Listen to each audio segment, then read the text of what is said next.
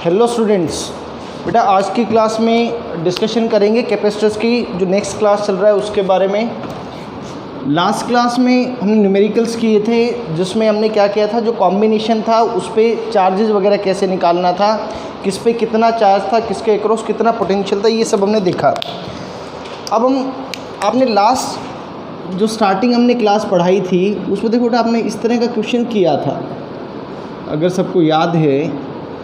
आज हम एनर्जी और वर्क डन पे ही फोकस करेंगे। आज की क्लास में इम्पॉर्टेंट क्लास है कि इसको बेटा अगर आपने प्लस क्यू चार्ज दिया था, इसको माइनस क्यू अगर चार्ज दिया था, तो फिर फाइनली ऐसा हो गया था, इस प्लेट पर पॉजिटिव चार्ज, इस प्लेट के ऊपर नेगेटिव चार्ज, इस तरह से आ गया था। ठीक है।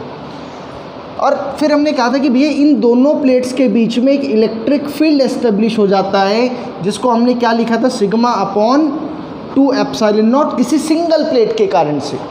लेकिन जब हम नेट फील्ड की बात करते थे तो पॉजिटिव चार्ज और जो नेगेटिव चार्ज था, है ना, उनके कारण से नेट इलेक्ट्रिक फील्ड आएगा, उनके कारण से नेट इलेक्ट्रिक फील्ड आना था।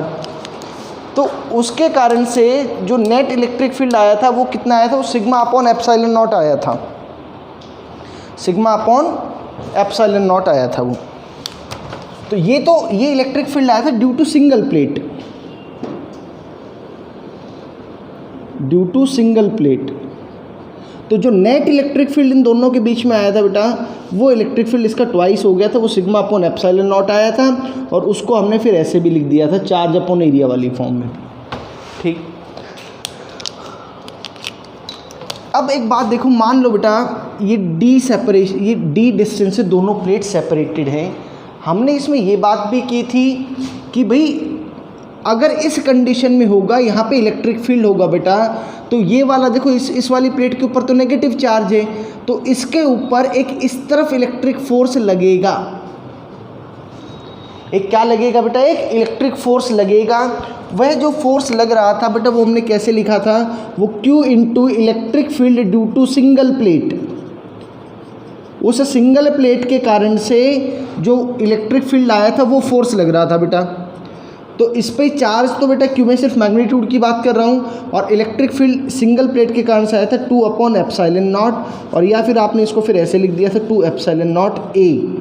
यह एक फोर्स लग रहा था, ये फोर्स इस तरफ लग रहा था बेटा, अंदर की तरफ, यानी कि ये फोर्स अट्रैक्टिव लग रहा था। अब ये फोर्स अट्रैक्टिव लग रहा था, तो जरा सोचो कि अगर आप इस प्लेट को इसी फॉर्म में छोड़ दोगे तो ये तो इस तरफ भाग जाएगा।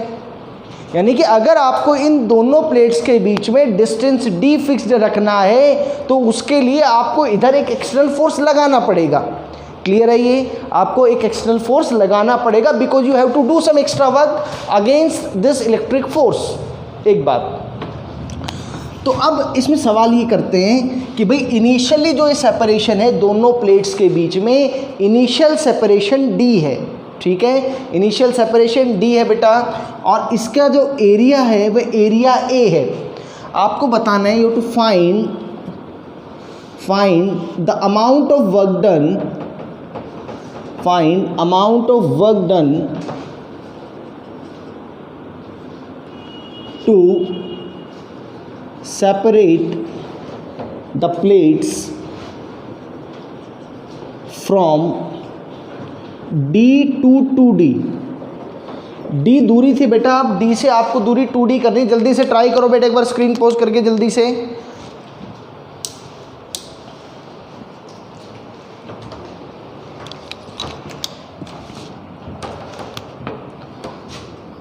बड़ा सिंपल फंडा बेटा कि भाई वर्क डन का जो बेसिक फॉर्मूला है वो है integral F dot D x, integral F dot D x. आप भाई एक बात बताओ कि अंदर की तरफ जो फोर्स लग रहा है इलेक्ट्रिक फोर्स, वह इलेक्ट्रिक फोर्स इतना लग रहा है, तो अगर आपको इक्विलिब्रियम में रखना है तो इतना ही फोर्स एक्सटर्नल लगाना पड़ेगा। तो यानी कि भाई मैं जो एक्सटर्नल फोर्स लगाऊंगा उसका मैग्नीट्यूड बेटा यही आएगा, क्या, Q square upon 2 epsilon not ए। बड़े कमाल की बात है कि ये एक्सटर्नल फोर्स कांस्टेंट है, it is independent of the separation. Charge अगर फिक्स्ड है आपका तो बेटा एक्सटर्नल फोर्स इतना ही लग रहा होगा। चलो बहुत बढ़िया बात है। तो इतना एक्सटर्नल फोर्स लग रहा है, तो भाई जगह एक बात देखो, और अच्छा डिस्प्लेसमेंट भी इसी डायरेक्शन में करना है, डिस्प्लेसमेंट भी इसी डायरेक्शन में करना है, तो थीटा का वैल्यू 0 डिग्री आ गया बेटा। तो work done will be equal to integral F d x. और भाई ये फोर्स कांस्टेंट है, ये अभी हमने देख लिया, तो इसको तो मैं बाहर ले आया, 2 epsilon not a into delta x आ गया बेटा। ये integral d x will be delta x.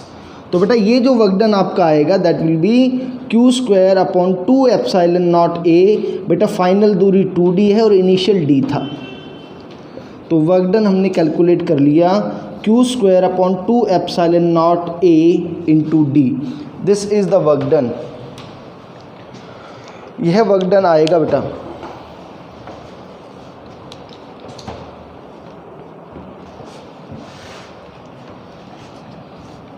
चलो बेटा देखो आगे,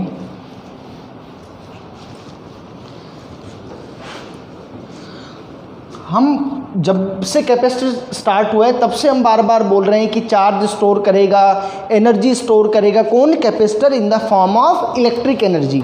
ये बात हम बेटा बार बार बोलते आए हैं। अब वो कितनी एनर्जी होगी इसकी बात करते हैं। अब तक बेटा जो डिस्कशन किया है, या अभी जब तक मैं बोलूँगा नहीं तब तक सारा डिस्कशन में या जितने भी फॉर्मूले आए हैं उन सब फॉर्मूला के अंदर दोनों प्लेट्स के बीच में जो मीडियम है वह मीडियम आपका क्या है? वह मीडियम एयर है। वह मीडियम क्या है? एयर। अगर कुछ और मीडियम होगा तो उसके लिए फॉर्मूले आने वाली क्लासेस में बताएंगे, बट अभी के लिए मीडियम एयर ही है। तो द इम्पॉर्टेंट टॉपिक है बेटा energy stored in parallel plate capacitor. जो पैरेलल प्लेट कैपेसिटर है बेटा उसमें कितनी एनर्जी स्टोर होगी यह आपको बताना है। देखो भाई ये पॉजिटिव प्लेट, ये नेगेटिव प्लेट बेटा, आपने इसको क्या कर दिया? आपने इसको बैटरी के साथ कनेक्ट कर दिया। भाई बैटरी के साथ कनेक्ट कर दिया तो देखो होना क्या शुरू होगा कि अब पहले मैं आपको थोड़ा सा कॉन्सेप्ट समझाता हूँ चार्जिंग होती कैसे है। एक्चुअल में क्या होगा भाई, ये तो इनिशियल न्यूट्रल प्लेट रही होगी, है ना। बहुत लोगों के दिमाग में आता है, बहुत बारी दिमाग में आता है कि सर इनिशियल तो न्यूट्रल प्लेट थी दोनों। इनिशियली जो दोनों प्लेट्स थे बेटा वो न्यूट्रल प्लेट थी। जरा सब लोग सोचना इस पे कि इनिशियली दोनों प्लेट्स न्यूट्रल थी, लेकिन जब मैंने उसको बैटरी के साथ कनेक्ट कर दिया तो एक पॉजिटिव क्यू आ गया और एक नेगेटिव क्यू आ गया। तो क्या वो चार्ज बैटरी ने दिया है क्या? अगर हम सोचें कि सर वो चार्ज तो आया है, तो क्या चार्ज जो आया है उसका सोर्स बैटरी है क्या? ऐसा तो अब तक पढ़ा ही नहीं। तो एक्चुअल में पढ़ा इसलिए नहीं कि है ही नहीं ऐसा। Battery is a source of energy, वो सिर्फ एनर्जी का सोर्स है, वो बैंक ऑफ चार्ज नहीं है। बैंक ऑफ चार्ज नहीं है बेटा। वो सिर्फ उसका काम क्या है कि अगर कोई चार्ज मिला है उसको जितनी एनर्जी चाहिए, अगर वो उतनी एनर्जी दे सकता है, इतनी एनर्जी दे के वो उसको पोटेंशियल डिफरेंस प्रोवाइड कर देगा। उसका इतना ही काम है, इससे ज़्यादा उसका कोई काम नहीं है। सभी लोग बेटा नोट कर लो कि बैटरी कभी भी चार्ज प्रोवाइड नहीं करती। बैटरी कभी भी चार्ज प्रोवाइड नहीं करती। करंट इलेक्ट्रिसिटी में भी बात की थी बेटा कि अगर कोई कंडक्टर है, एक और छोटी सी बात समझ लो कि अगर कोई कंडक्टर है, कोई वायर ले लो बेटा कोई मेटल का, आपसे कोई सवाल ये पूछ ले कि मुझे एक बात बताओ कि इसको बैटरी से कनेक्ट कर दिया, इसमें करंट फ्लो हो रहा है कि नहीं हो रहा? सभी लोगों का जवाब आएगा सर बिल्कुल करंट फ्लो हो रहा है। चलो एक बात करंट फ्लो हो रहा है तो इसका मतलब चार्जेस फ्लो हो रहे हैं, तभी तो करंट फ्लो हुआ। ठीक बात। तो भाई ये जो कंडक्टर है ये न्यूट्रल है कि पॉजिटिव है कि नेगेटिव है? अब एक दिमाग में आइडिया क्या आता है कि सर चार्ज फ्लो कर रहे हैं, माने कि मेटल्स में तो फ्री इलेक्ट्रॉन्स है, माने कि इलेक्ट्रॉन्स फ्लो कर रहे हैं, और इलेक्ट्रॉन्स फ्लो कर रहे हैं तो ये नेगेटिव चार्ज हो गया। जबकि ऐसा नहीं है। उसके अंदर ऑलरेडी इलेक्ट्रॉन्स थे, उसके अंदर ऑलरेडी इलेक्ट्रॉन्स थे। आपने जब ड्रिफ्ट वेलोसिटी की जब डेरिवेशन की थी तब यही तो कहा था कि रैंडम मोशन है इलेक्ट्रॉन्स का। तो माने कि इलेक्ट्रॉन्स तो पहले भी थे बेटा, लेकिन उनको क्या नहीं था, उनके पास एक सोर्स ऑफ एनर्जी नहीं था जो उनको यूनिडायरेक्शनल फ्लो करवा सकता था। अब बैटरी वही काम करती है। तो क्या हो गया बेटा कि इसमें नंबर ऑफ चार्जेज उतने ही थे जितने पहले थे, नंबर ऑफ इलेक्ट्रॉन और नंबर ऑफ प्रोटॉन बराबर है। मैग्नेटिज्म में भी सेम सवाल पूछा जाएगा आपसे। आपको ये ध्यान रखना है कि कंडक्टर न्यूट्रल था, अभी भी न्यूट्रल ही रहेगा। ठीक है, क्लियर है बेटा? तो चार्ज अगर इसमें से करंट फ्लो भी कर रहा है तो कोई दिक्कत नहीं, न्यूट्रल है वो बेसिकली ओवरऑल। तो भाई यहाँ पे ये दोनों प्लेट्स न्यूट्रल थी। तो अब ये this is not a bank of charge, ये सिर्फ क्या है, this is source of energy.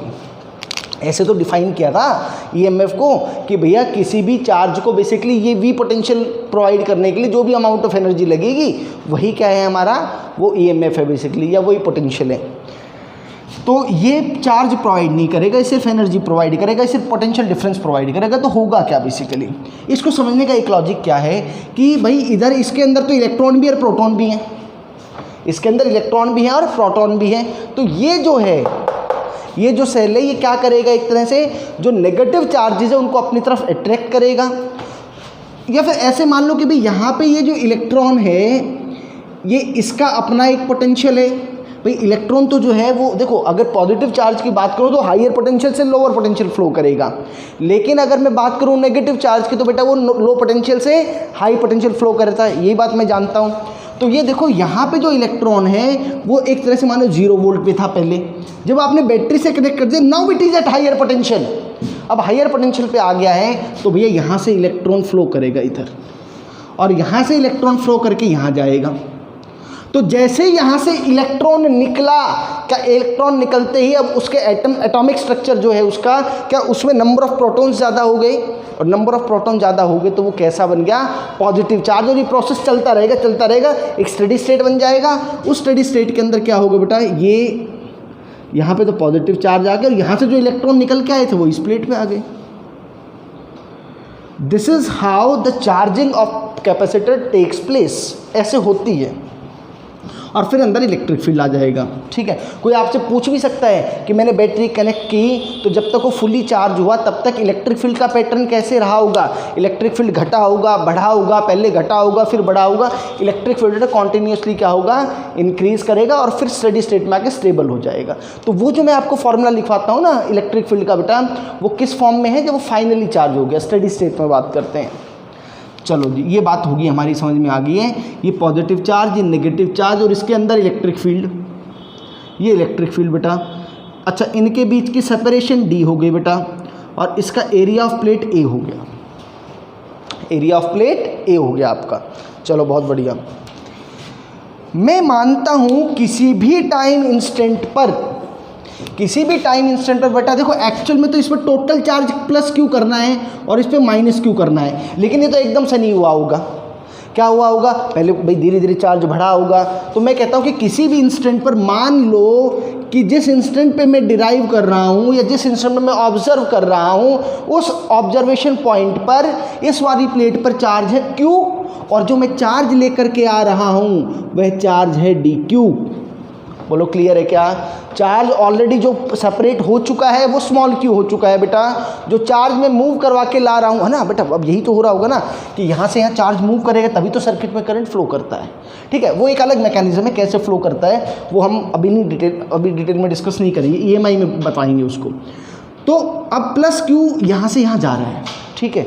अगर आप प्लस क्यू को यहाँ से यहाँ लेके जाना चाहते हो तो बेटा देखो, इस पर एक इलेक्ट्रिक फोर्स तो इधर लग रहा होगा। अगर इलेक्ट्रिक फोर्स इधर लग रहा है, आप इसको इस प्लेट से इस प्लेट पे लेके जाना चाहते हो, तो क्या आपको कुछ अमाउंट ऑफ वर्क डन करना पड़ेगा? बिल्कुल करना पड़ेगा बेटा। वही इसकी पोटेंशियल एनर्जी के फॉर्म में क्या हो जाएगा, स्टोर हो जाएगा। तो भाई इसको यहाँ से यहाँ लेके जाने में कितना अमाउंट ऑफ वर्क डन करना पड़ेगा, वो तो कोई दिक्कत ही नहीं है ना भाई। इस कैपेसिटर का कैपेसिटेंस ही मान लो। तो भाई मुझे तो ऐसा लगता है कि सिर्फ वर्क डन का जो फॉर्मूला होता है ना, बेसिक फॉर्मूला, आपको अगर याद हो बेटा, इलेक्ट्रोस्टैटिक्स के अंदर Q इंटू डेल्टा भी बताया था, और मैंने उस टाइम पे स्पेशली बात लिखवाई थी, Q वह चार्ज है जिसको ले एक पॉइंट से दूसरे पॉइंट पर ले जाया जा रहा है। तो यहाँ पे Q की वैल्यू बेटा Q नहीं आएगी, वो dQ आएगी। अगर मैं यहाँ पे वर्क डन निकालना चाहता हूँ तो वो जो Q का काम dQ कर रहा है, और पोटेंशियल V की जगह में क्या लिख सकता हूँ बेटा, Q/C। इस टाइम पे जो पोटेंशियल है बेटा क्या होगा, कैपेसिटर के अक्रॉस Q/C ये हो गया। टोटल वर्क डन निकाल दो, इसको इंटीग्रेट कर दो, Q dQ/C। चार्ज 0 से कैपिटल Q तक चाहता हूं मैं, तो ये जो वर्क डन आया यही एनर्जी स्टोर भी है। It will be equal to Q²/2C, 0 से कैपिटल Q। बेटा capital Q is the steady state charge और द फाइनल चार्ज। तो ये जो बेटा आया U, ये किसके इक्वल आ गया, क्यू स्क्वायर बाई 2c।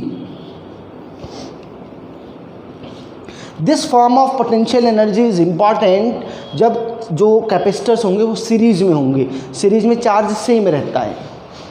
अच्छा, और फॉर्म क्या बन सकती है बेटा, आप Q को क्या लिख सकते हो, CV लिख सकते हो, तो मैं CV का स्क्वायर लिख दूं बेटा इसको, तो ये बेटा हाफ CV स्क्वायर आ गया। जैसा कि हमने हीट एनर्जी जो हीटिंग इफेक्ट ऑफ करंट में पढ़ा था उसी फॉर्म में इसके भी 3 फॉर्मेट है बेटा।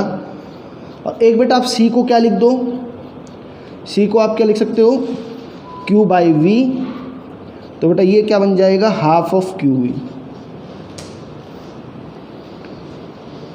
तो जो पोटेंशियल एनर्जी जो स्टोर होगी या जो सिंपल जो एनर्जी स्टोर होगी बेटा कैपेसिटर के फॉर्म के बीच में, that will be half CV square, Q square by 2c और हाफ QV। 3 फॉर्म है इसकी जो आपको याद रहनी चाहिए, नोट कर लो बेटा जल्दी से।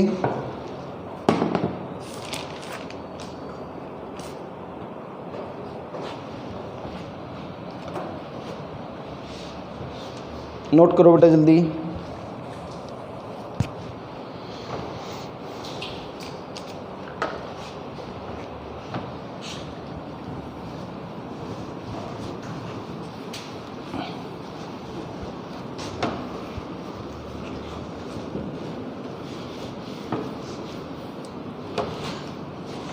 Next is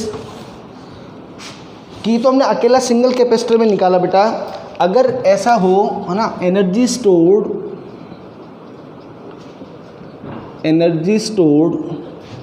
in series combination of capacitors,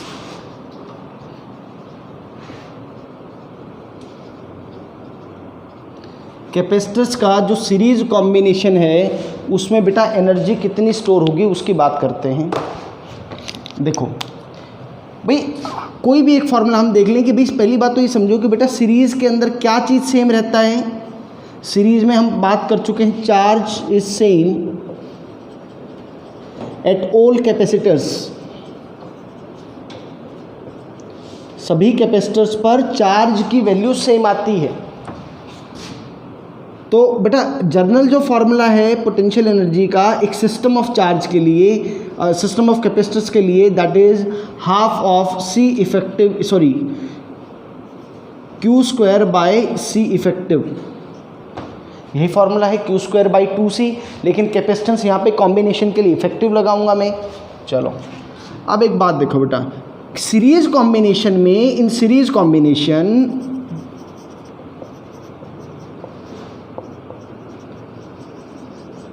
combination में क्या होगा, 1 by C effective is equal to 1 by C1 plus 1 by C2 plus 1 by C3 and so on. हम ऐसा पढ़ते हैं, ये चीज़ यहाँ सब्स्टिट्यूट करें अगर, तो ये क्या आ गया बेटा, Q स्क्वायर बाई 2, और आप देखो ये 1 बाई C इफेक्टिव भी तो है, ये 1 बाई C इफेक्टिव है, इसकी वैल्यू क्या आ गई, 1 by C1 plus 1 by C2 plus 1 by C3 and so on. आप इसको ऐसे भी लिख सकते हो, Q square by 2C1 plus Q square by 2C2 plus Q square by 2C3 and so on. तो भाई ये क्या चीज़ है, Q square by 2C1 it is the potential energy of the capacitor C1, Q square by 2C2 it is the potential energy of the capacitor second and so on. तो बेटा इसको कैसे लिख सकते हो आप, U1 plus U2 plus U3 and so on. यानी कि सीरीज कॉम्बिनेशन की टोटल पोटेंशियल एनर्जी आएगी, वो इंडिविजुअल कैपेसिटर की पोटेंशियल एनर्जी जो होंगी उन सबको जोड़ दो, टोटल पोटेंशियल एनर्जी आ जाएगी उस सिस्टम की। ये सीरीज के अंदर आ गया भाई, सीरीज के अंदर आ गया ये, बहुत बढ़िया। अब जरा पैरेलल के लिए डिराइव कर लो, energy stored in parallel combination of capacitors, जो कैपेसिटर्स का जो पैरेलल कॉम्बिनेशन है उसकी बात कर लो बेटा। तो पैरेलल कॉम्बिनेशन में बेटा क्या चीज़ सेम है, अगर ध्यान से आप समझो तो पोटेंशियल है ना, V जो है it is same across all the capacitors, जितने भी कैपेसिटर्स हैं भाई उसके अक्रॉस जो पोटेंशियल है वो सब में सेम है। तो भाई यहाँ पे मुझे लगता है कि फॉर्मूला क्या यूज़ कर देना चाहिए, half of C effective into V square. और भाई पैरेलल के अंदर जो सी इफेक्टिव लिखा जाता है वो कैसे लिखा जाएगा, C1 plus C2 plus C3 and so on. और भाई सब के अक्रॉस पोटेंशियल वी ही है। ये भी क्या आ गया बेटा, U is equal to half of C1 v square plus half of C2 v square and so on. ये half of C1 v square ये क्या चीज़ है, ये इंडिविजुअल पोटेंशियल एनर्जीज हैं। तो चाहे वो आपका सीरीज कॉम्बिनेशन हो बेटा, चाहे वो आपका पैरेलल कॉम्बिनेशन हो, दोनों ही कॉम्बिनेशन के अंदर जो टोटल पोटेंशियल एनर्जी आएगी वो इंडिविजुअल पोटेंशियल एनर्जीज का क्या होगा, वह इंडिविजुअल पोटेंशियल एनर्जीज का सम होगा। नोट करो, नोट करो बेटा जल्दी।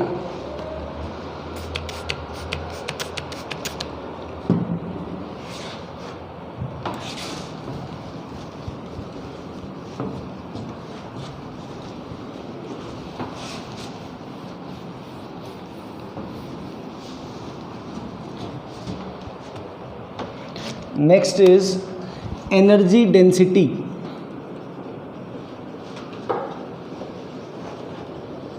Energy density in capacitor. बेटा एक कैपेसिटर में भी वही रहेगी, जहाँ पे भी आप इसको इन जनरल लिख सकते हो, इन इलेक्ट्रिक फील्ड जनरल फार्मूला भी है ये। इलेक्ट्रोस्टैटिक्स में शायद आपको ध्यान हो, half epsilon not E square derive भी करवाया था हमने। फिर से देखो इसको डिराइव करते हैं। देखो कि एनर्जी डेंसिटी है क्या चीज़ बेटा, एनर्जी डेंसिटी को हम लिखते हैं total energy per unit volume. Total energy per unit volume, total volume. तो बेटा इसको ऐसे भी तो लिखा जा सकता है du by dv। du by dv is the total energy per unit volume. भाई पर यूनिट वॉल्यूम में कितनी एनर्जी स्टोर है उसकी बात करते हैं हम। तो अब एक बात देखो, जो कैपेसिटर है उसके केस में, ये कैपेसिटर मान लो बेटा,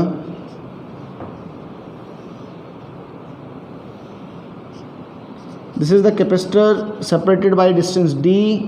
इस पे चार्ज है भाई पॉजिटिव q, इस पे नेगेटिव q। चलो ठीक है। यहाँ पे मैं अगर बेटा बात करूँ कि आपका du बाई dv लिख लो, चाहे मैं उसको स्मॉल u से लिख लूँ, जो एनर्जी डेंसिटी है वो क्या होगा, हाफ CV स्क्वायर। तो बेटा इसकी एनर्जी है। अच्छा इसका एरिया ऑफ क्रॉस सेक्शन बेटा A है और इसके बीच सेपरेशन D है, यानी एनर्जी तो इतने पार्ट के अंदर ही है। तो इसकी वॉल्यूम कितनी हो जाएगी, area of cross section into उसकी विड्थ। तो A इंटू डी आ जाएगा बेटा ये। सो U इज इक्वल टू, अच्छा पैरेलल प्लेट कैपेसिटर के केस में बेटा C की वैल्यू होती है, अगर मीडियम एयर है बीच में, that will be equal to epsilon not A by D। तो वो लिख दो half of epsilon not A by D। ये V स्क्वायर ऑलरेडी था और AD ये हो गया बेटा, A से A कैंसिल आउट हो गया। So U is equal to half of epsilon not V by D का होल स्क्वायर। यहाँ पे हम देख चुके हैं कि इलेक्ट्रिक फील्ड यूनिफॉर्म है, तो आपको एक फॉर्मूला याद आ रहा होगा कि E इज इक्वल टू बेटा V बाई D होता है, where E is the electric field, V is the potential difference between the two points. तो E is equal to V by T आ गया, तो V by D is equal to E। तो U is equal to half of epsilon not E square. ये बेटा क्या चीज़ आ गया, this is the energy per unit volume. ये क्या आया, एनर्जी पर यूनिट वॉल्यूम।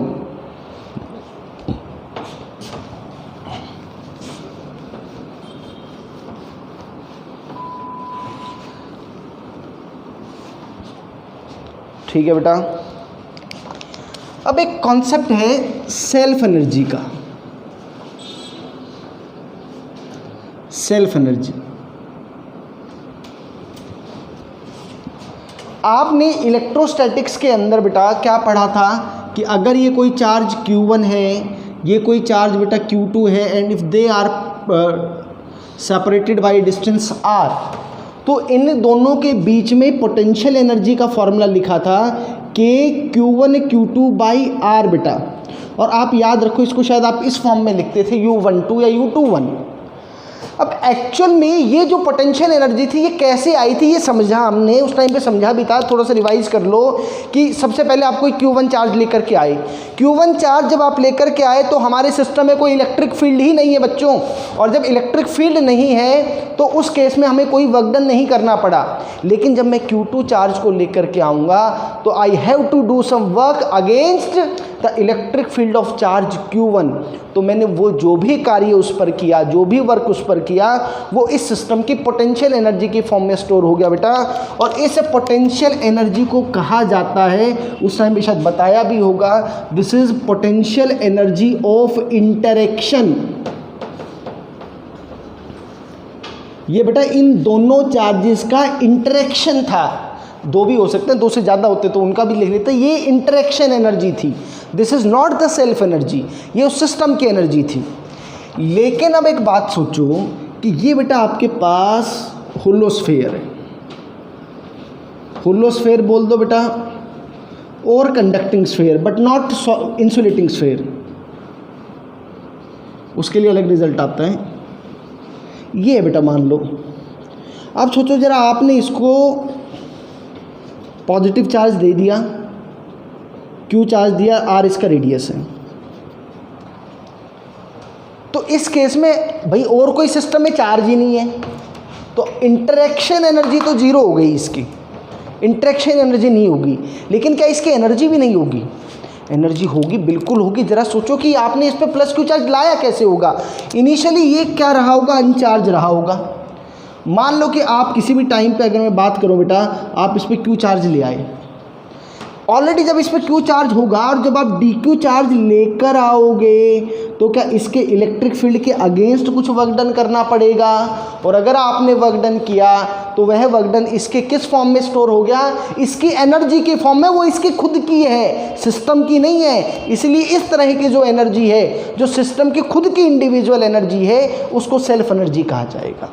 बोलो बात समझ में आ रही है? होलो, तो ये बहुत बार नीट में सवाल आया हुआ है कि एक होलोस्फेयर है बेटा जिसका रेडियस R है, बहुत मतलब डायरेक्ट क्वेश्चन आता है ये बेटा, थोड़ा हल्का फुल्का घुमा फिरा के ये पता होना चाहिए आपको ना। NCERT में नहीं लिखा है, बट NCERT में क्या है कि वो जहाँ से इसकी डेरिवेशन आती है ना, वहाँ से बात बन जाती है।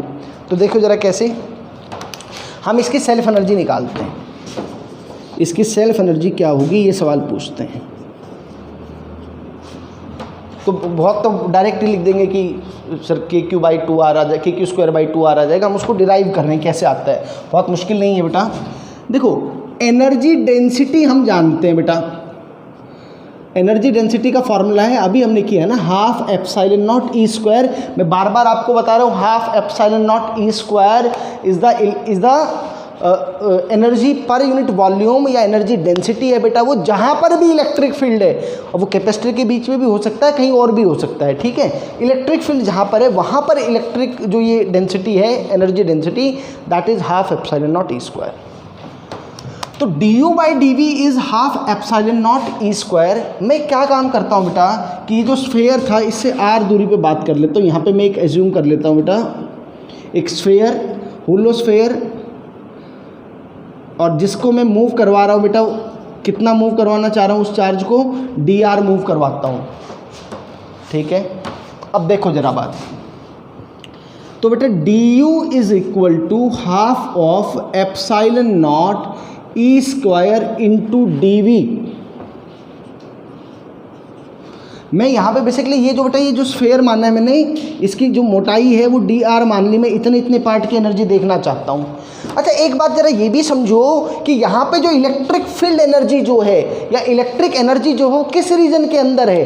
भाई इसके अंदर तो इलेक्ट्रिक फील्ड है ही नहीं, तो इसके अंदर तो एनर्जी भी नहीं होगी। हाँ, सरफेस के ऊपर चार्ज है जो कि अनंत तक जा रहा है, इनफाइनाइट तक जा रहा है। इसका मतलब जो आपकी पोटेंशियल एनर्जी जो रहेगी बच्चों, वो कहाँ से कहाँ रहेगी, वो सरफेस से लेके इन्फिनिटी तक रहेगी। लिख लो जरा ये बात, सभी लोग एक नोट डाल के लिखो बेटा कि इस केस में, लिखो बेटा, इस केस में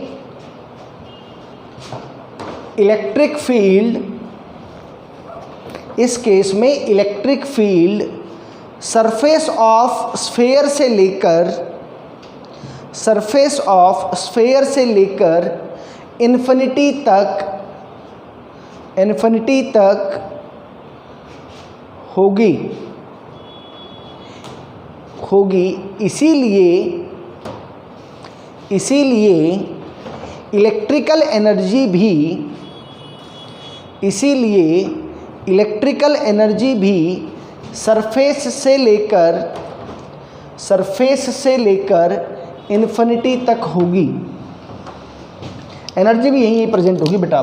देखो जरा ध्यान से, तो हाफ ऑफ एप्सिलॉन नॉट, ये बेटा जिस पॉइंट पे आप बात कर रहे हो, तो होलोस्फेयर के कारण से जो इलेक्ट्रिक फील्ड का फॉर्मूला बेटा वो क्या है, वो है KQ/R इस पूरे का square.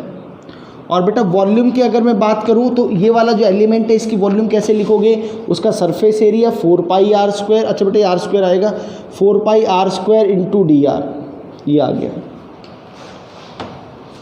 So half of epsilon not, अच्छा k को 1/4πε0 लिख दो, 4πε0 Q/r² इस पूरे का स्क्वायर इंटू 4πr² dr। और बेटा इसको सिंप्लीफाई कर लेते हैं, half of epsilon not into ये बेटा Q² हो गया, ये आपका कितना हो गया 16π² एप्सिलॉन नॉट का square r⁴ into 4πr² dr। एक एप्सिलॉन नॉट से एक एप्सिलॉन नॉट कैंसिल हो गया, r² से एक r² गया, 4π से ये हो गया। तो बेटा ये आपका बच गया Q²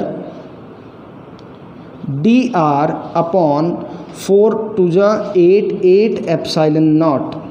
ये बेटा du आ गया आपका।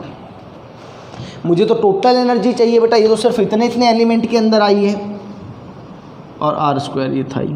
तो टोटल पोटेंशियल एनर्जी कैसे आएगी, इसको इंटीग्रेट करना पड़ेगा बेटा। तो Q² upon 8 epsilon not integral dr/r square.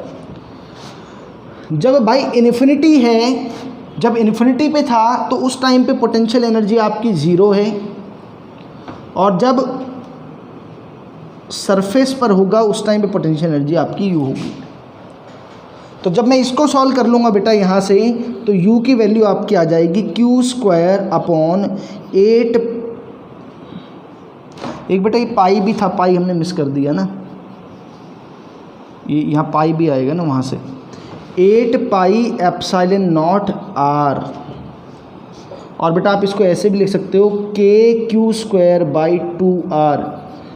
वैसे तो ये रिज़ल्ट आपको डायरेक्ट याद होना चाहिए, डायरेक्ट क्वेश्चन आता है बेटा इस पर कि पोटेंशियल एनर्जी ऑफ जो आपका कंडक्टिंग स्फेयर या जो होलो स्फेयर है बेटा उसका होगा KQ²/2r।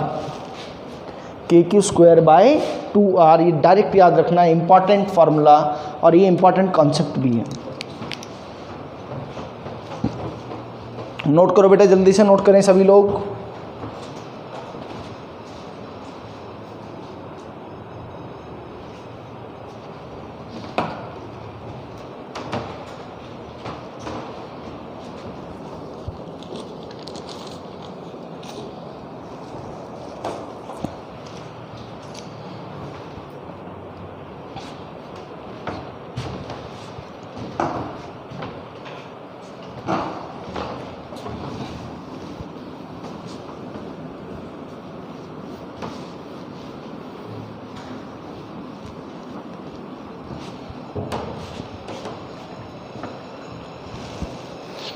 नोट करो बेटा जल्दी।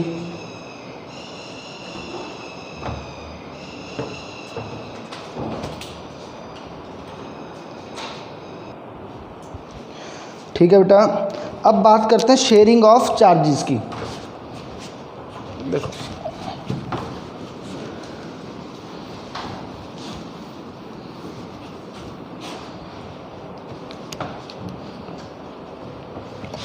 Sharing of charges,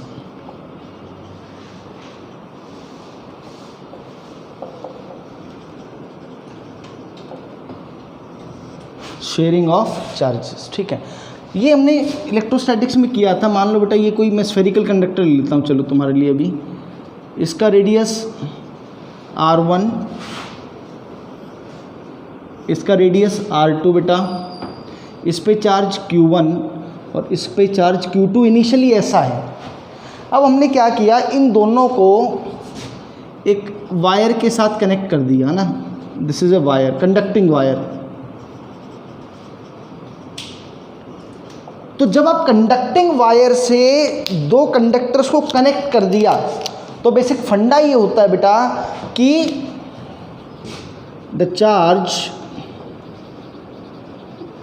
flow from high potential to low potential till the electric potential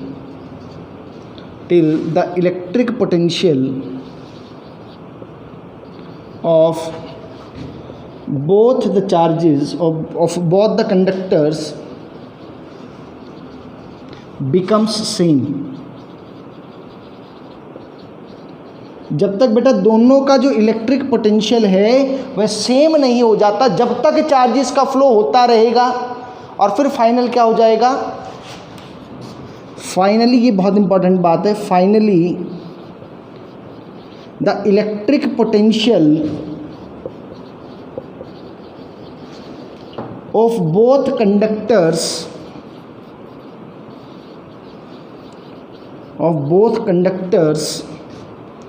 is same. दोनों का पोटेंशियल बेटा सेम हो जाएगा।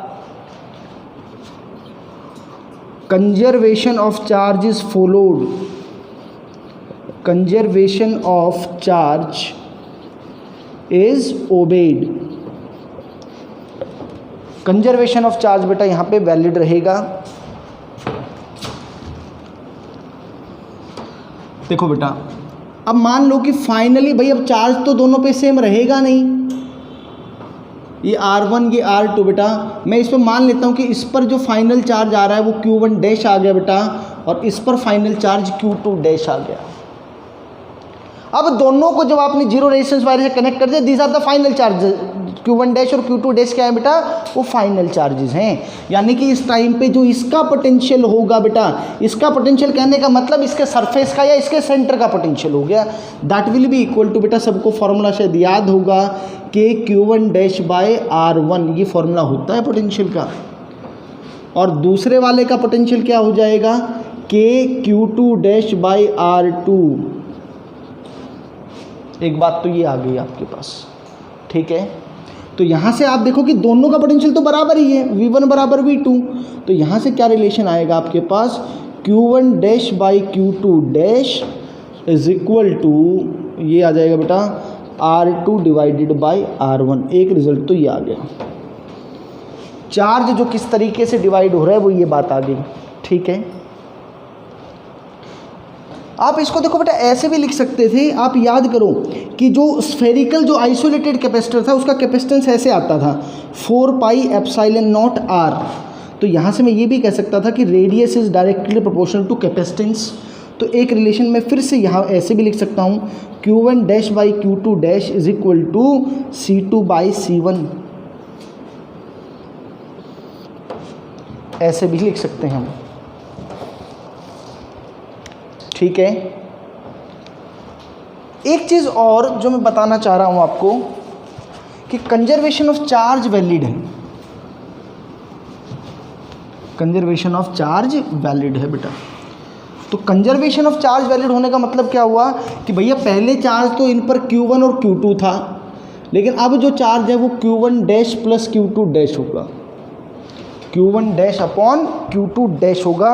और ये मैंने चार्जेस निकालना आपको सिखा रखे हैं बेटा, वो चार्जेस मैं डायरेक्टली आपके लिए लिख देता हूँ कि अगर आपको Q1 डैश लिखना तो that will be equal to, अगर उसका रेडियस R1 है तो R1 over R1 plus R2 into जो टोटल चार्ज होगा बेटा, क्या होगा, जो टोटल चार्ज होगा, मैं उसको Q से लिख देता हूँ, where Q is total charge and this Q is equal to Q1 plus Q2, आप इसको ऐसे भी लिख सकते हैं, ठीक है। और बेटा जो Q2 डैश आ जाएगा that will be equal to R2 divided by R1 plus R2 into total charge Q। तो यहाँ से भी देख सकते हो बेटा ये रिलेशन, ये आ जाएगा।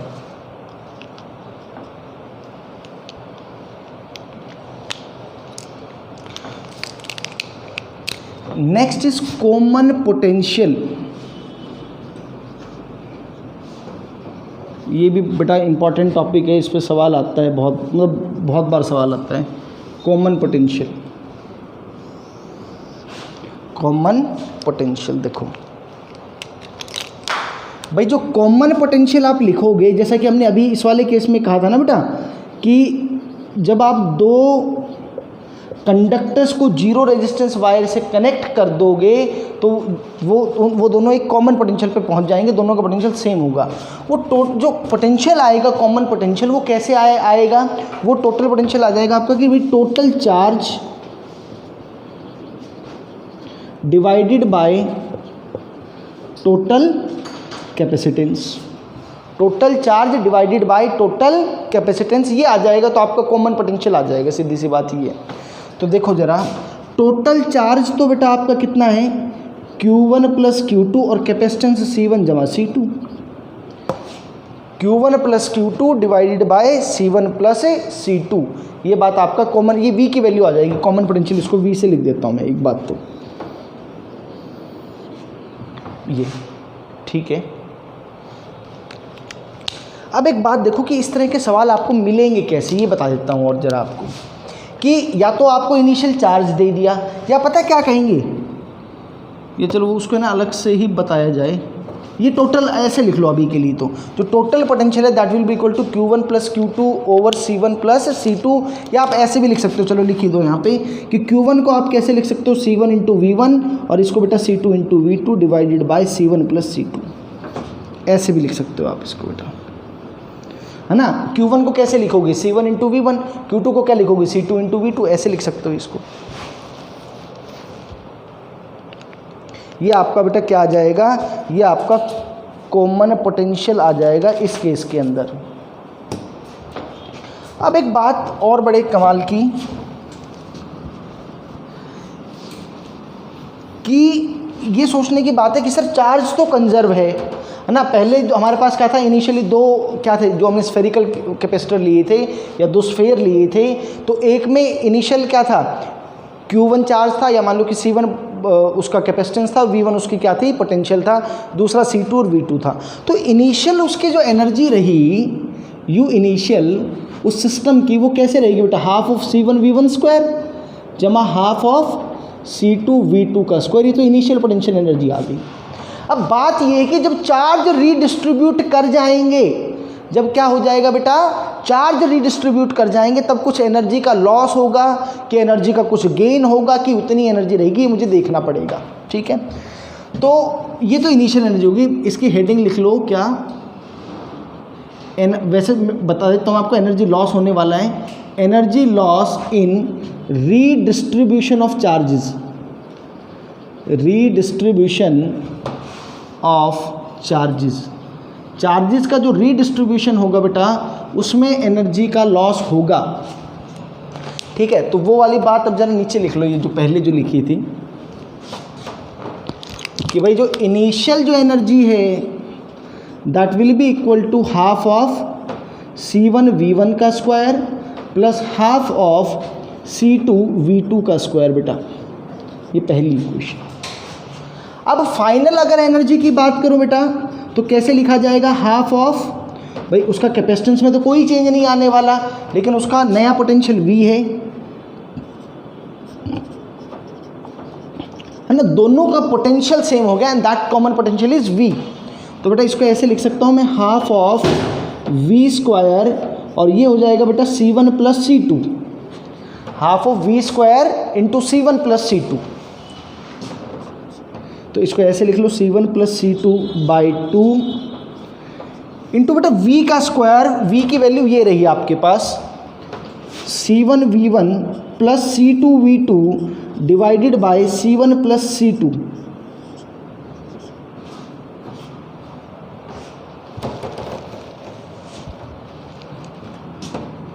तो बेटा ये C1 प्लस C2 और ये C1 प्लस C2 का होल स्क्वायर है, तो ये क्या बनेगा, ध्यान से देखो। अच्छा, इसको ऐसे लिख दो 1/2 ऑफ C1 प्लस C2, और बेटा ये क्या बच गया आपके पास C1V1 जमा C2V2 का होल स्क्वायर। ये आपकी फाइनल एनर्जी आ गई भाई, फाइनल एनर्जी आ गई। तो अब एनर्जी लॉस अगर आपको लिखना है तो एनर्जी लॉस का मतलब फाइनल एनर्जी कम रही होगी और इनिशियल ज़्यादा रही होगी। तो एनर्जी लॉस को कैसे लिखा जाएगा, initial energy minus final energy, delta U, या बेटा एनर्जी लॉस इसको आप लिख सकते हो, it will be equal to initial energy minus final energy. Initial जो एनर्जी है वो है बेटा आपकी हाफ ऑफ C1V1 का square plus half of C2V2 square, और माइनस करना पड़ेगा ये वाली final energy 1/2 C1 plus C2, और बेटा ये क्या हो गया आपका C1V1 प्लस C2V2 का होल स्क्वायर, ये आ गया।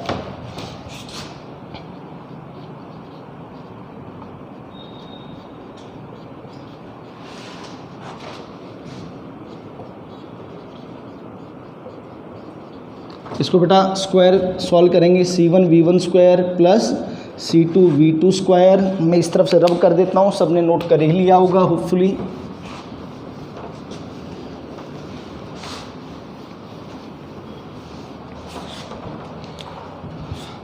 प्लस 2C1 C2V1 V2, बेटा ये पूरा इसको सॉल्व कर लिया हूँ। अब यहाँ से मैंने 1/2 कॉमन लिया, और भाई ये C1 प्लस C2 ये एलसीएम भी आ गया। तो इसको जब इसके साथ सॉल्व कर रहे हो तो ये आएगा C1 square into V1 square plus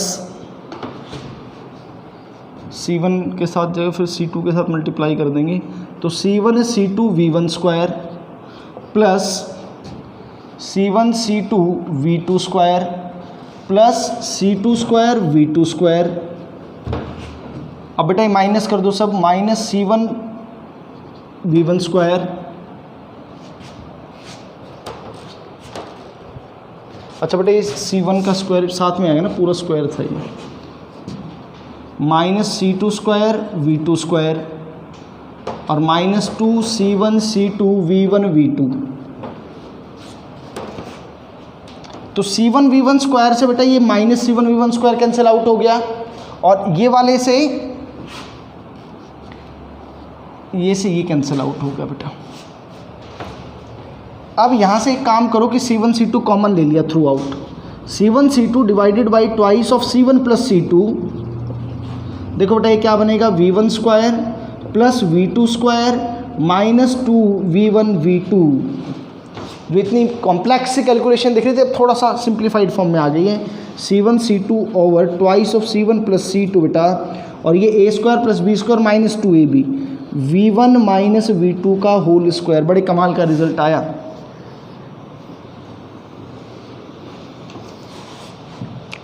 charge पे तो ये रिजल्ट डिपेंड ही नहीं कर रहा, एक बात सिर्फ किस पे डिपेंड कर रहा है, इनिशियली क्या उसका कैपेसिटेंस है और क्या उसका वोल्टेज है।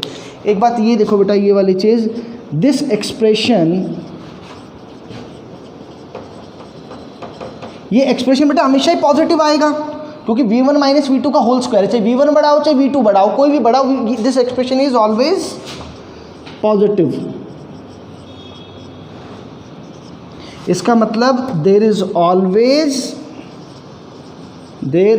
Always energy loss in redistribution of charges, in redistribution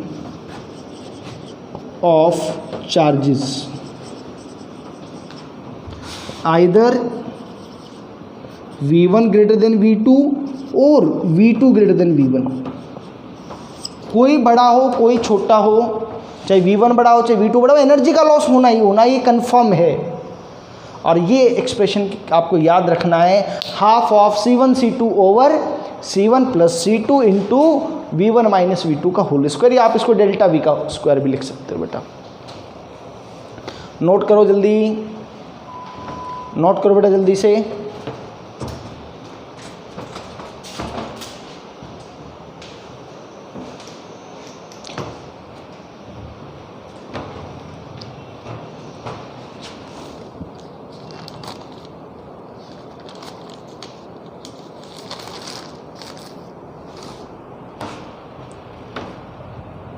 करो बेटा, स्क्रीन पोज करके नोट करो जल्दी।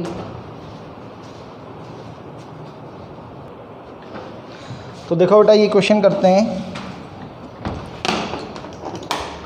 कह रहे कि 2 identical capacitors of 12 picofarad, picofarad का मतलब शायद सभी लोग जानते हैं 10 टू द पावर -12।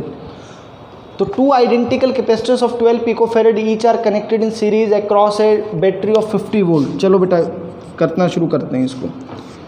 ऐसे सीरीज में कनेक्ट कर दिया बेटा 12 पिकोफैरेड के 2 कैपेसिटर्स को, 50 वोल्ट की बैटरी लगा दी आपकी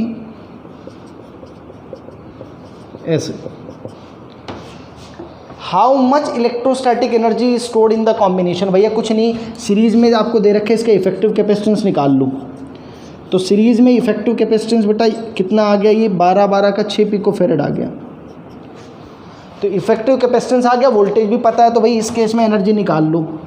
हाफ ऑफ सी इफेक्टिव बेटा 6 पिकोफैरेड, 6 × 10⁻⁻12 इंटू 50 × 50 इसका स्क्वायर। तो बेटा इसको जब सॉल्व करोगे तो ये आ गया 75 × 10⁻⁻10 जूल। ये एनर्जी आ गया, ये आपकी एनर्जी आ गई है। कोई आपसे ये भी पूछ सकता था कि इस केस में चार्ज कितना फ्लो करेगा बेटा, है ना। कोई ये पूछ सकता था कि चार्ज कितना आएगा, तो आप कितना कह देते 500 × 6 300 पिकोफैरेड, इतना चार्ज फ्लो करेगा इस केस में। दूसरा जो पार्ट क्वेश्चन में कह रखा है, कह रहा है कि इसी कॉम्बिनेशन को उसी बैटरी के साथ कनेक्ट किया, लेकिन इस बार पैरेलल में कर दिया भाई। तो पैरेलल में जब कनेक्ट करोगे ना, केस 2 जब आपने पैरेलल में कनेक्ट किया, पैरेलल वाला केस देख रहे हैं बेटा, तो पैरेलल वाले केस में सी इफेक्टिव तो बेटा कितना आ जाएगा 12 + 12 दैट इज़ 24 पिकोफैरेड, और पोटेंशियल अभी भी बेटा कितना है 50 वोल्ट का है। तो इस केस में जो आपकी एनर्जी आएगी that will be equal to half of 24 × 10⁻⁻12 into बेटा 50 का स्क्वायर।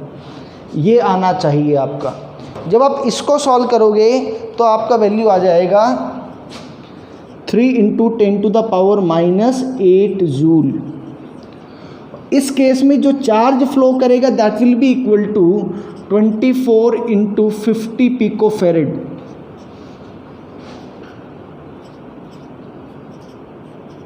या तो ऐसे लिख लो बेटा इसको, या फिर आप क्या लिख सकते हो इसको 1200 × 10⁻⁻12 फेरेड,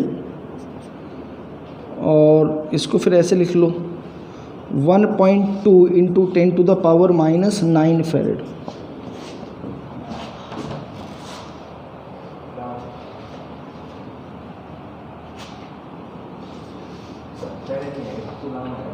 सॉरी कुलाम आएगा, सही कह रहे हो, कुलाम आएगा ना, चार्ज बेटा कुलाम आएगा, बिल्कुल सही कह रहे हो, कुलाम आएगा। नोट करो बेटा जल्दी से, नोट करो।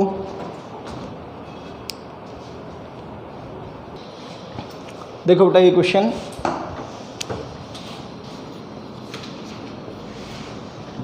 ए 800 picofarad capacitor is charged bye A 100 volt battery. तो देखो बेटा एक कैपेसिटर है आपके पास, इसका जो कैपेसिटेंस है दैट इज़ 800 पिकोफैरेड, ठीक है, और इसको बेटा चार्ज कर दिया किससे 100 वोल्ट की बैटरी से। चलो ठीक है, यानी कि भैया इस कैपेसिटेंस का, यानी कि अगर ये पहला कैपेसिटेंस है तो C1 800 पिकोफैरेड और इसके अक्रॉस जो पोटेंशियल होगा वो 100 वोल्ट हो गया। अब इस बैटरी को हटा दिया यहाँ से and it is connected to another 800 picofarad. अच्छा अब क्या किया, एक कैपेसिटेंस तो ये था ही ऑलरेडी, अब दूसरा एक कैपेसिटर लिया बेटा, वो भी आइडेंटिकल ही है बेटा, वो भी 800 पिकोफैरेड का है, लेकिन वो अनचार्ज्ड है, यानी कि बेटा V2 की वैल्यू 0 और C2 = 800 पिकोफैरेड। इस क्वेश्चन में कोई फ़र्क नहीं पड़ेगा कि आपने कैपेसिटर को कैसे कनेक्ट किया, क्योंकि दूसरा जो कैपेसिटर है वो अनचार्ज्ड है, उस पर कोई पोलैरिटी का खेल नहीं है, तो कोई दिक्कत नहीं है। तो बेटा यहाँ पे कॉमन पोटेंशियल पहले हम निकाल लेते हैं। कॉमन पोटेंशियल अगर आप निकालोगे तो कॉमन पोटेंशियल कैसे निकालोगे, याद करो फॉर्मूला आपको। कॉमन पोटेंशियल का फॉर्मूला क्या था, C1 V1 + C2 V2 divided by C1 + C2। तो बेटा C1 तो है 800 × 10⁻⁻12 इंटू पोटेंशियल 100, और दूसरे वाला बेटा 0 हो गया, divided by C1 plus C2, तो 2 into 800 into 10 to the power -12 बेटा।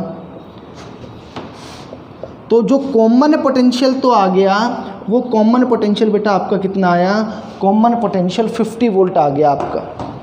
कितना आ गया, 50 वोल्ट आपका आ गया। ठीक है, अगला जो पूछा है, अगले पार्ट में क्या पूछा आपसे, what is the electrostatic energy store.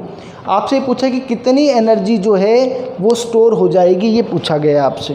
देखो बेटा, ये भी पोटेंशियल तो कैसा पोटेंशियल आया है, कॉमन पोटेंशियल आ गया, यानी कि दोनों का सेम पोटेंशियल यही रहने वाला है बेटा। तो अगर आपसे फाइनल अब एनर्जी पूछी जाए तो आप कैसे लिखोगे, half of C1 into v का square plus half of C2 into v का स्क्वायर, क्योंकि वी दोनों के लिए सेम है। आप तो देखो कमाल की बात कि half of C1 plus C2 800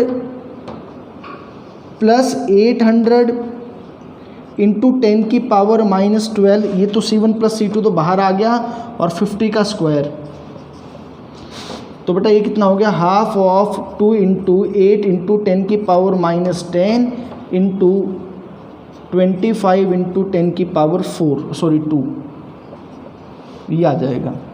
इसको जब सॉल्व करेंगे तो ये आ जाएगा आपका, ये 2 से 2 कैंसिल आउट हो गया बेटा, 25 इंटू 8 ये हो गया 2 इंटू 10 की पावर -6 जूल। ये एनर्जी स्टोर आएगी बेटा इसकी। आपसे एनर्जी का डिसिपेशन भी पूछा जा सकता था कि कितनी एनर्जी हीट के फॉर्म में डिसिपेट हो गई, तो बेटा फिर आप उस केस में कौन सा फॉर्मूला लगाते, हीट डिसिपेशन वाला। वो फॉर्मूला क्या था, याद करो जरा, एनर्जी लॉस का, half of C1 into C2 over C1 plus C2 into V1 minus V2 का होल स्क्वायर। ठीक है बेटा, तो वहाँ पे बेटा आप क्या लिखते हैं कि जो फाइनल जो V1 की वैल्यू तो 100 ही रहेगी, V2 की वैल्यू उस केस में 0 आ जाती। वो ऐसा मत कर देना कि कॉमन पोटेंशियल से 50 माइनस 50 0 कर दो बेटा, वो गलत है। फिर ऐसे तो हर एक का आंसर ही फिर आपका 0 ही आएगा। करो बेटा जल्दी से नोट। देखो अगला क्वेश्चन जरा आपकी,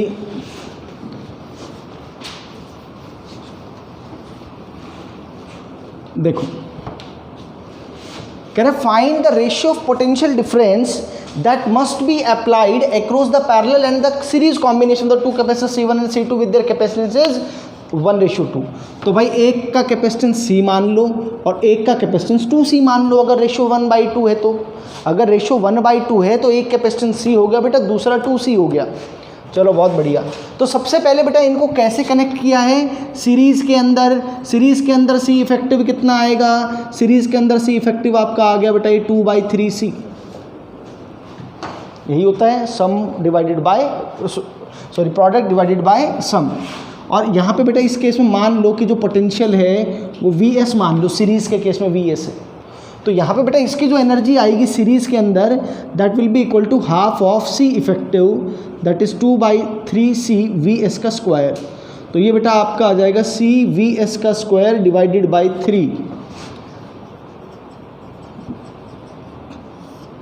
पैरेलल के केस में बेटा C इफेक्टिव आपका आ जाएगा C plus 2C, that is 3C। और पैरेलल में पोटेंशियल मान लो आपने कितना लगाया है, Vp। तो इस केस में पैरेलल के केस में जो एनर्जी आएगी that will be equal to half of C effective, that is 3C into Vp का स्क्वायर। ये आ गया बेटा 3/2C Vp का स्क्वायर। क्वेश्चन में दे रखा है कि दोनों की जो एनर्जी है वो दोनों केस में क्या रहनी चाहिए, वो सेम रहनी चाहिए बेटा। तो क्या लिख दूँ जरा, C/3Vs का square is equal to 3/2C Vp का स्क्वायर। C से C कैंसिल हो गया बेटा, तो Vs/Vp का स्क्वायर इज इक्वल टू 9/2 और Vs/Vp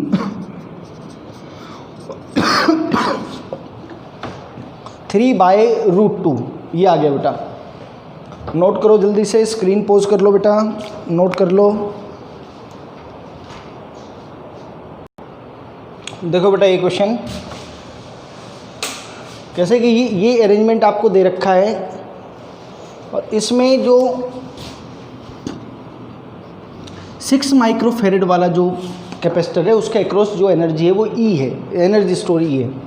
आपको 12 माइक्रोफेरेड में यानी इसमें और टोटल एनर्जी स्टोर बताना है आपको। तो देखो जितना कैपेसिटेंस, जितना पोटेंशियल 6 माइक्रोफेरेड के अक्रॉस होगा उतना ही 12 के अक्रॉस भी होगा, इसमें कोई दिक्कत नहीं है। तो देखो बेटा 6 माइक्रोफेरेड के अक्रॉस एनर्जी जो है वो ई है, वो कैसे लिखी गई होगी, हाफ ऑफ 6 × 10⁻⁻6 × v का स्क्वायर।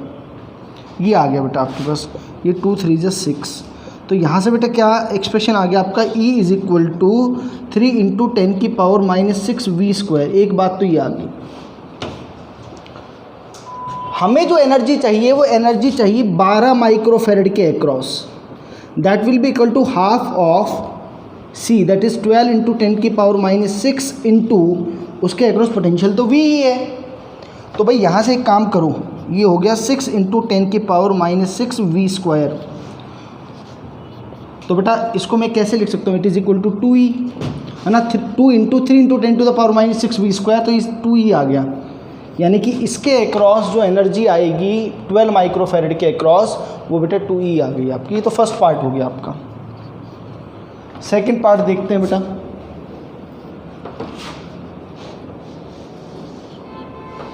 अब एक बात देखो बेटा, 6 माइक्रोफेरेड और 12 माइक्रोफेरेड दोनों पैरेलल में है, तो दोनों का जो इफेक्टिव आएगा वो तो कितना आ जाएगा, 12 और 6 18 माइक्रोफेरेड।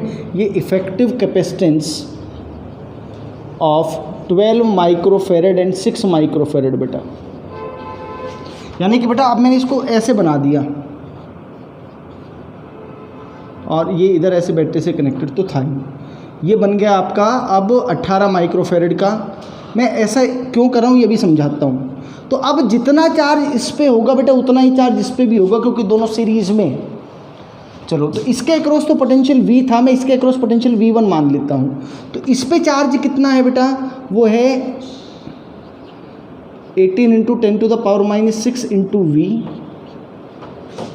जितना चार्ज इस पे होगा उतना ही उस पे होगा। उस पे कितना मिलेगा बेटा, 3 × 10⁻6 × v1 बेटा। तो बेटा यहाँ से आ गया v1 = 6v, हो गई बात। अब आप ये देखो कि जो एनर्जी आएगी 3 माइक्रोफेरेड में वो कितनी होगी बेटा, हाफ ऑफ उसका कैपेसिटेंस 3 × 10⁻6 और उसके अक्रॉस पोटेंशियल है 6v का स्क्वायर। 3 × 10⁻6 × 36v² डिवाइडेड बाई 2,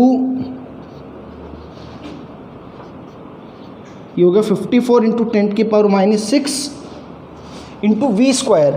तो बेटा v² की वैल्यू यहाँ से पुट कर दो। v² की वैल्यू क्या आ जाएगी, E/3 × 10⁻6। तो ये 18E आ गया बेटा। तो एनर्जी अक्रॉस 3 माइक्रोफेरेड वो 18E आ गया, 6 के अक्रॉस 2E आ गया। टोटल जो आएगा बेटा वो टोटल कितना आ जाएगा, देखो उसके अक्रॉस E था, उसके अक्रॉस 2E था और अब लास्ट में 18E आ गया। तो जो टोटल एनर्जी आएगी that will be equal to 21E। जो टोटल एनर्जी आ जाएगी बेटा वो 21E आएगी, दैट विल बी 21E।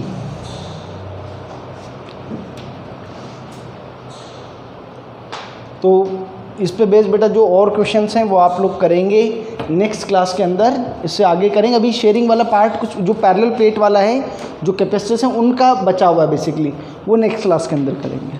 ठीक है, थैंक यू।